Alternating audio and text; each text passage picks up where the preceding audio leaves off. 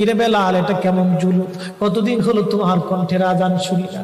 বেলাল রে, তোর কি মন চায় না আমি নবীর জিয়ারতে আসতে? বেলাল আয়, আমি নবীর জিয়ারতে আয় রে বেলাল আয়, কতদিন হলো তোমার কণ্ঠের আজান শুনি না। স্বপ্ন যখন নবীজি দেখাইছে, এ মুসলমান, হযরত বেলাল সুদূর সিরিয়ার দামেস্ক থেকে পাগলের মতো দৌড়াইলেন, পাগলের মতো ছুটে আসলেন। যখন মদিনাতে আসলেন তখন তাহাজ্জুদের সময় চলতেছিল। তাহাজ্জুদের সময় চলার সময় হযরত বেলাল রাদিয়াল্লাহু আনহু কাঠের জালি দিয়ে তখন রওজা শরীফ ঘিরে রাখা ছিল। ওই জালির পাশে বসে বসে জালির সঙ্গে মাথা ঠেকাইয়া নবীর পাগল বসে বসে গুনগুন গুনগুন করে কাঁদে আর বলে, হুজুর আপনি আসতে বলেছিলেন, গোলাম এসে হাজির হয়েছে।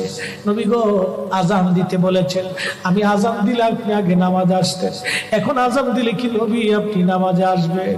হুজুর এখন আজান দিলে কি আপনি নবী নামাজে আসবেন? নতুন মুয়াজ্জিন আসছে আজান দেওয়ার জন্য, এসে দেখে নবীর মুয়াজ্জিন বেলাল কাঁদে। ডাক দেখে মদিনাবাসী শুনছো, নবীর মুয়াজ্জিন ফিরে এসেছে, বেলাল আসছে, বেলাল ফিরে আসছে। এই কথা শোনার পরে সব সাহাবী ঘর থেকে বের হয়ে দৌড়ায় এসে দেখে বেলাল কাঁদে। সাহাবীরা বলে, বেলাল আজান দাও, কতদিন হলো তোমার কণ্ঠের আজান শুনি না। বেলাল আজান দাও, কতদিন হলো আজান শুনি না রে বেলাল। বেলাল বলে, সাহাবীরা রে, আমি আজান দিলে কি নবী নামাজ আসবে বলো?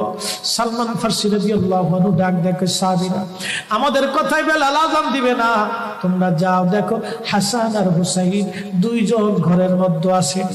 ইমাম হাসান হুসাইন রাদিয়াল্লাহু আনহুমা যদি বলে তাহলে বেলাল অবশ্যই আজান দিবে। সালমান ফারসির পরামর্শে সাহাবীরা দৌড়ায় গেলেন। বর্তমান 7 নম্বর গেট বাবুস সালাম বরাবর একটা মসজিদ আছে, মসজিদে আলী। এটাই ছিল হযরত ফাতেমা রাদিয়াল্লাহু আনহার বাড়ি। এই বাড়িতে দৌড়ে যাওয়ার পরে ইমাম হাসান হুসাইন রাদিয়াল্লাহু আনহুমা দুইজনকে নিয়ে আসা হলো। দুইজনকে নিয়ে আসার পরে হযরত ইমাম হাসানকে দেখতে আমার নবীর মতো দেখা যাইতো, চেহারাটা রাসূল করিমের চেহারার মতো ছিল। নাতি দৌহিত্র নানা চেহারা পেয়েছিলেন। ইমাম হুসাইন ও নানা